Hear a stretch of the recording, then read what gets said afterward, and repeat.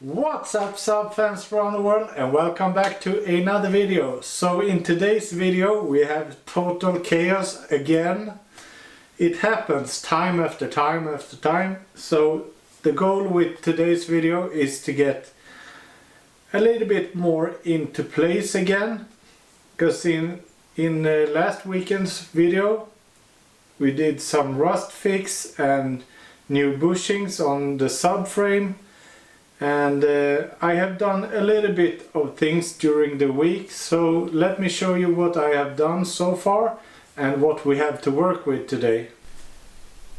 As you can see, it's just a sea of total control chaos because I know what I'm doing, trust me. So from last weekend's video I have installed some new PowerFlex bushings for the rear A-arms. So this is a really nice upgrade. Last weekend's video ended with I show you the rusty control arms, and now the new ones are assembled. New fresh steel. So that's really nice. So to start off today's video we are going to throw the subframe back into the car. We are going to install the rear subframe again for the first time since it was removed, and then we have a lot of stuff to do. I think we are going to I have really high hopes and really high expectation on today's video. So we are going to assemble the rods and pistons together with the new piston rings which I have gotten, and this is Saab OEM, like for real Saab OEM. This is rings that you can't purchase. This is from Saab's technical development for the 9000. So don't ask me how I got them. And then we have some studs for the block so we can tighten down the head when it comes back. Really nice. So this is 12-9 quality head studs, not ARP but another brand. And we got some parts from Maptune, we got some bearings, engine bearings, and we got the complete kit with the new chain and all the guides and everything, Saab original. So this kit right here is a really expensive one, but when you're aiming on like high power like we are right now, this is the one to get. And we are going to throw the crankshaft back into the block, install the new crank bearings, install some new seals. Then we are just going to throw on one of the heads that I have laying around so we can lift in the engine together with the gearbox once again into the car, and at the same time we are going to take the rear differential and at least push it up against the rear subframe, so we got a little bit of look on what we have to work with. So I'm really excited because I have not done that so far. So far it has just been kind of boring work, and now for the first time we are hopefully starting to see where things should sit. This is so exciting. So let's just go ahead, we throw on both the front subframe and the rear subframe, and I'm just going to throw in like 4 bolts so it sits tight, but it has to come down again because we are going to do some more modification with engine mounts and all of that good stuff.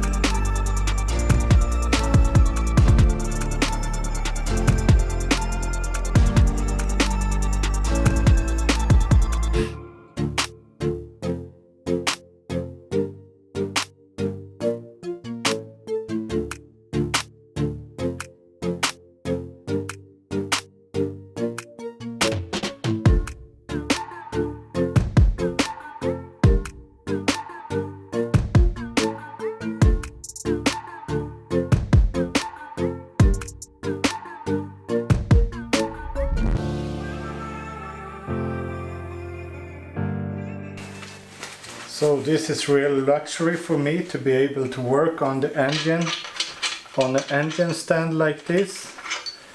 So now we are going to change the crank bearings and tighten them down. So we got the crank right here, I have cleaned it off. We got the torque wrench ready to torque down the bolts when we have installed the new bearings. We got the new bearings, and we also need the supportive bearings in the middle right here. I'm going to pick them up, and then I'm going to use the oil that later is going to be in the engine. Is going to be the oil that we are going to lube up the bearings with and install everything. I know that like assembly paste and stuff like that exist, and maybe it's a good thing to use, but all my engine builds I have used just the engine oil, and it has worked fantastic, no major issues at all.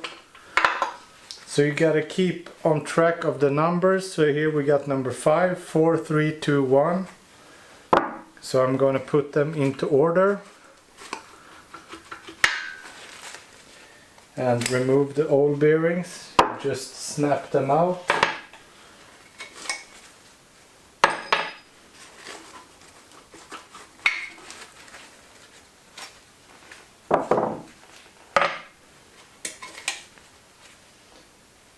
And you can also have a look at the bearings when you disassemble them, so you know that everything has worked out fine before when you disassembled it. Like right here we don't have any signs of like uneven wear or coloration of the bearing, so you know that it has run really hot.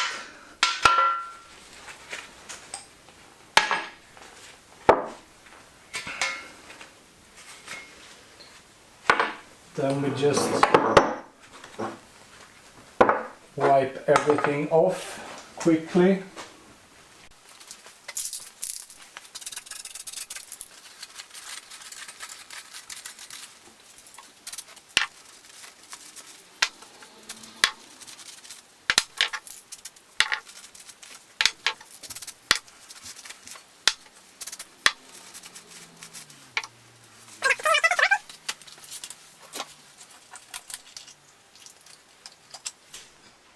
And we pour up some, I'm using 5W40.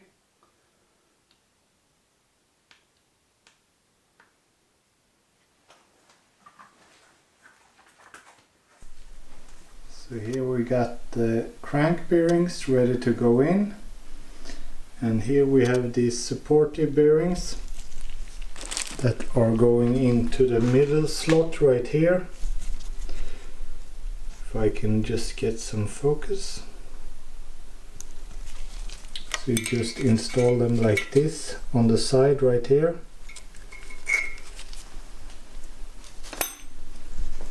So now we are going to start to put everything together. So you have a little slot right here, so it can only sit one way, and you just gently press it in. And since this is an OEM block with nothing done to it, and we are just going to put back the OEM crank, you don't really have to measure any bearings, play or anything like that. I mean, it's a good thing if you do it, but I think you will be really good without it also.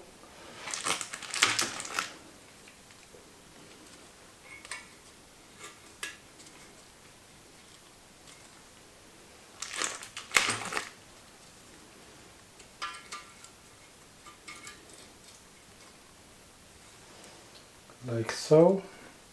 Then we take some of the oil and lube this up really good.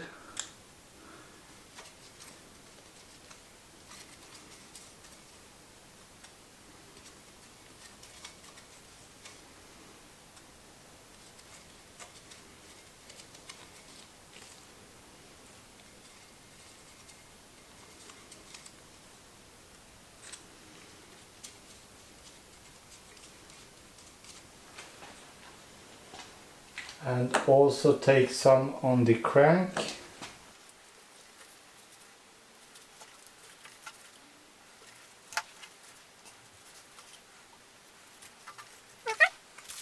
And we're gonna drop in the supportive bearings right here.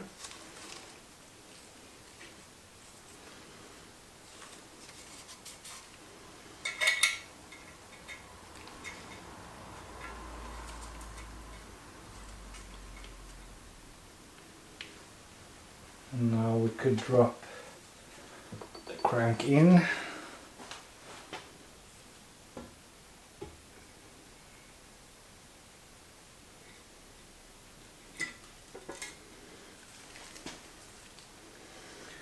Make sure that it sits snug and the bearings is where they're supposed to be. Everything runs really nice. So now we're gonna pop in the bearings right here, starting with number 1. Same goes here, you have a groove so you can only put it in like one way, or else it wouldn't sit like it should. Same goes here, a little bit of extra oil. Then you have like a slot right here, so you can only put this in one way also. So it's really hard not to have this work out the right way.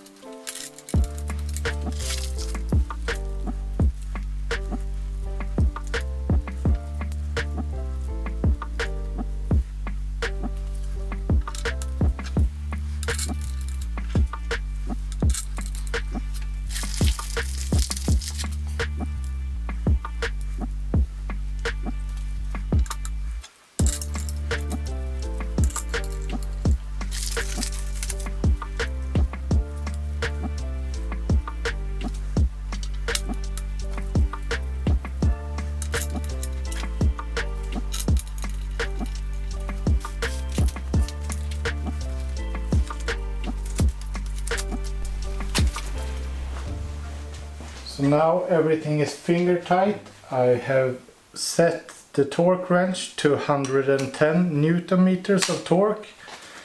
Now we're just gonna go ahead and torque this down. First I torque them a little bit evenly. No click right here, just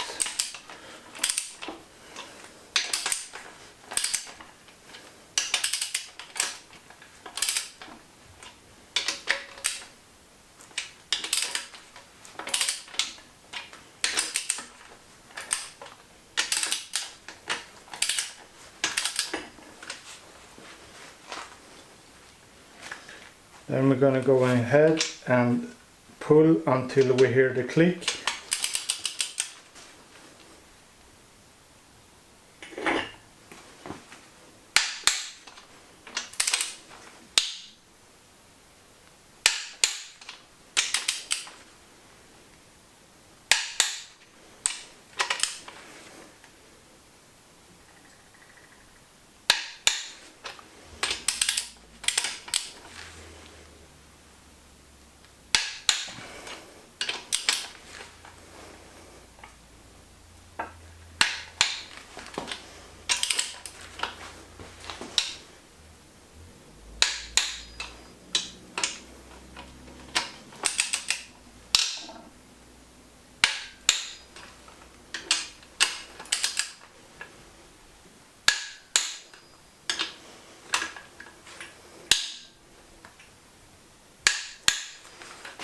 Like so.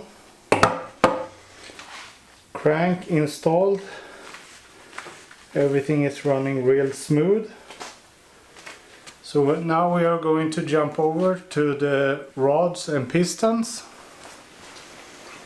So now I have all the pistons assembled. piston and rods together. And the important part is that you could see on top of the piston there is a little arrow, and this arrow should be pointing against the transmission, not the gearbox but the transmission. So against the timing chain and everything is the way it should go. So here we have the number on the piston, make sure they match up and make sure that everyone is sitting the same way. So now we're going to start with assembling the piston rings, and it's pretty straightforward actually.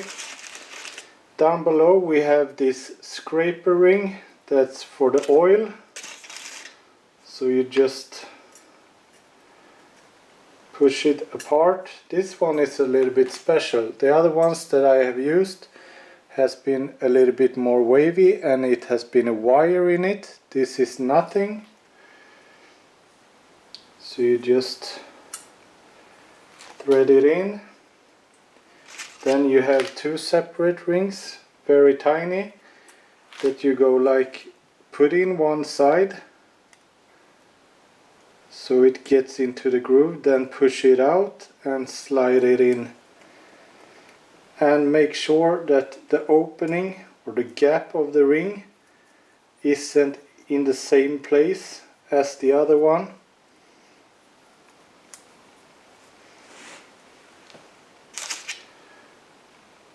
And this one is a little bit special because of the design of the ring. It actually works very similar to the other one that I have assembled before. But when everything is assembled correctly, you should be able to like flex it. So where the opening is should sit against each other and should be flexing a little bit, so you can compress it and then push it down and install it in the engine. So the second ring have a little groove to it, so you can see this groove should be facing down, and I know it also says, I don't know if you can see it, but it actually says top on this ring. And I have described in other videos how to measure piston gap and how to grind in the piston rings so they fit properly, but this is a perfect fit, so I will just install them on the pistons. And as I said, the groove should be facing down, then you put it in one side, then gently pull it out and around, like wrap it around. And now you should make the piston rings, the gaps on the piston rings should not be facing each other, so twist them to the opposite side. And then we have the last ring. This doesn't have any marking on it, I don't think, so it really doesn't matter. It doesn't have a groove in it, so this is just to put in on one side, wrap it around and make sure it doesn't scratch the piston too bad.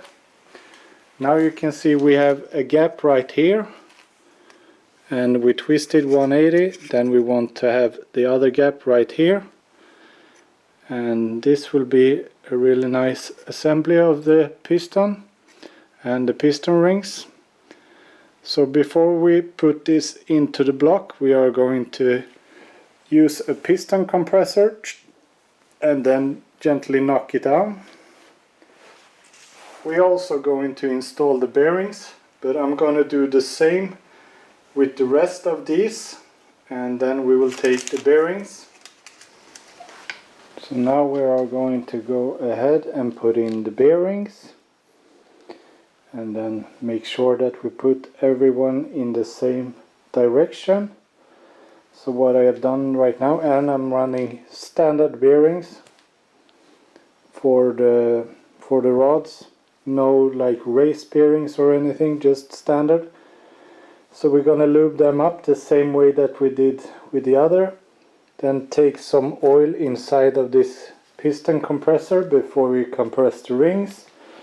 I have taken some oil inside of the cylinder so that the piston will slide in nicely. This is just so fun when you have like a nice working area for it. Same goes for these bearings. You have a little groove so it will snap in.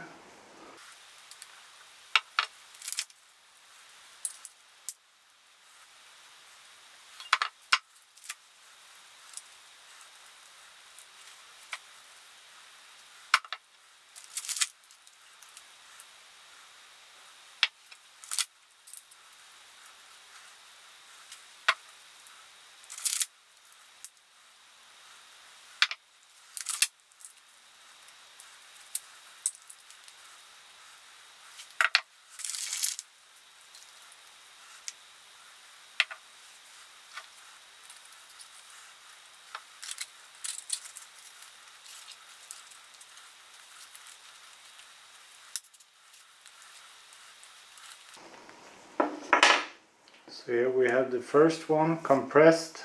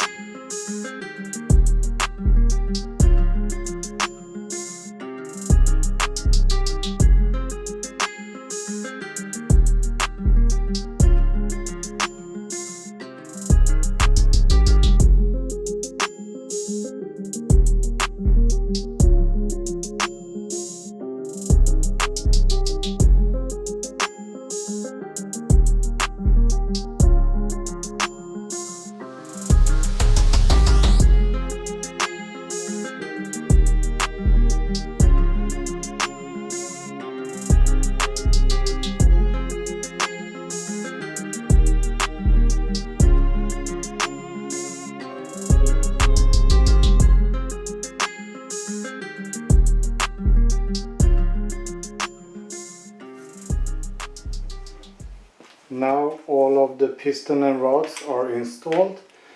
So now we're just gonna tighten them down slightly. Make sure everything sits as it should. Then we're gonna torque them down to 48 Newton meters of torque.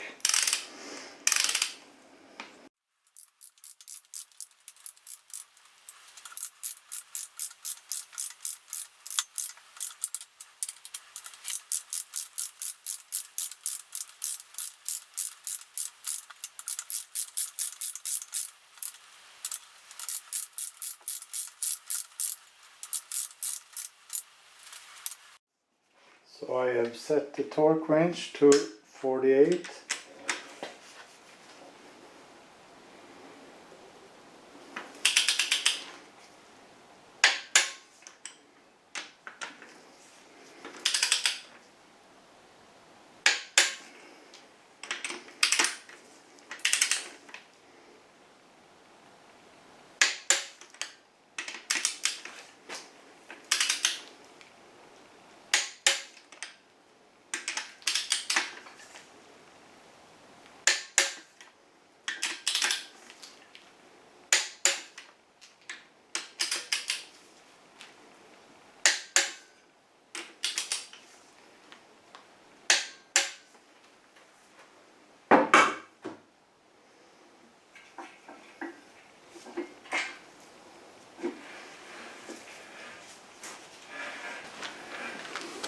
So now we can just spin them around a little bit to make sure everything looks to be as it should.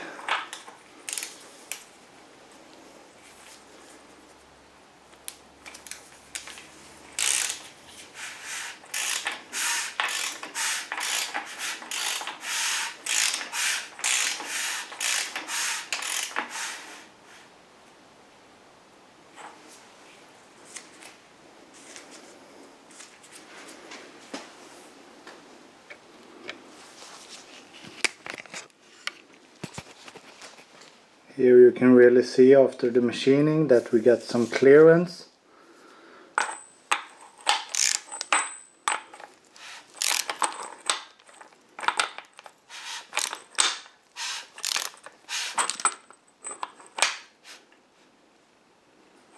Same goes for the middle ones. So this looks really nice. So now we're gonna install the head studs. So I think ARP studs come with like an Allen key that you can tighten them down, but these particular ones are said to be installed with just some oil on the threads and just thread them down by hand. So we're gonna go ahead and do that.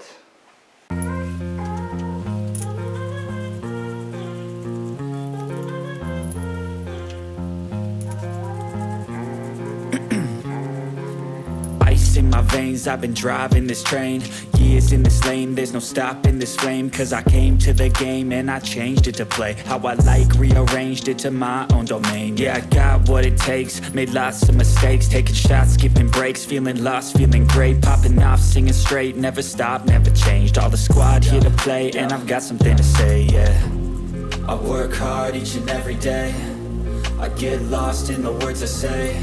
I don't push pause, no I push play. I won't stop till I make a change. I withdraw on the things I make. I turn flaws into flawless traits. I build tall, never capped in space. I won't stop till I hear him say,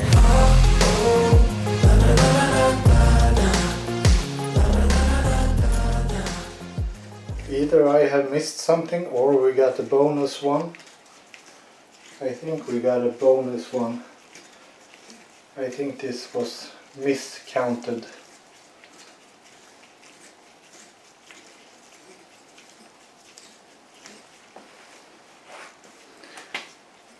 But I don't really believe in that finger tight, so I think I will install 2 bolts and tighten it down that way.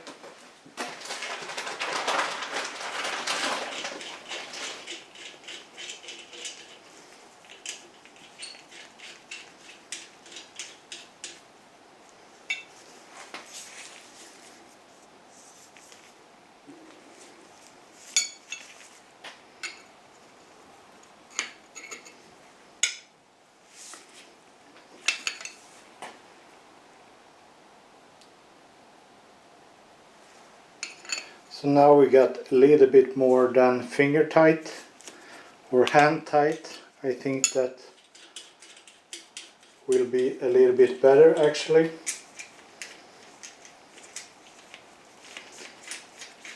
Because since we are going to run some power on this engine,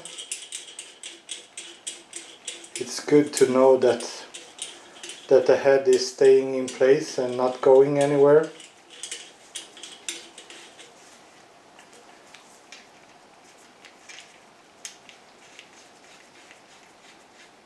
It's not really much that's needed, but just a little twist.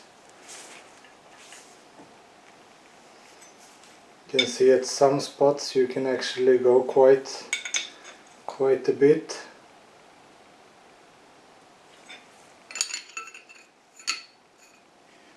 I don't know any torque specification, I'm just going a little bit above, like finger tight.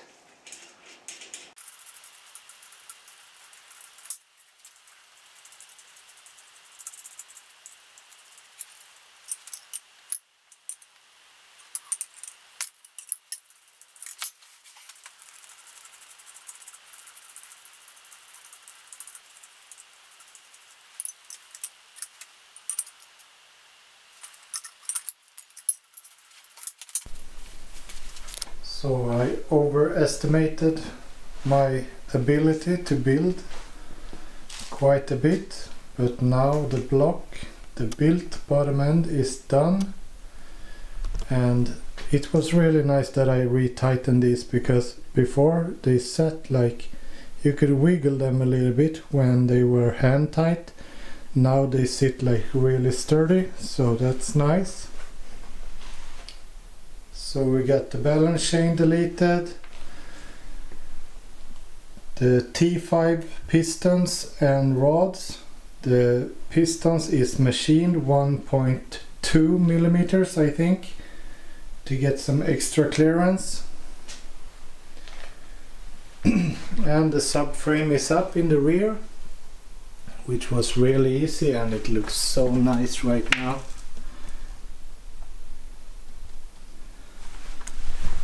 But that will be in the next episode. In the next episode we will install the gearbox back to the engine block and also one of the heads, and return it into the engine bay. And this looks really nice also, before, if we compare to how it looked when I picked apart the car. Now everything is looking like somewhat new and fresh, at least, so it's a lot more fun to work with when it looks like this.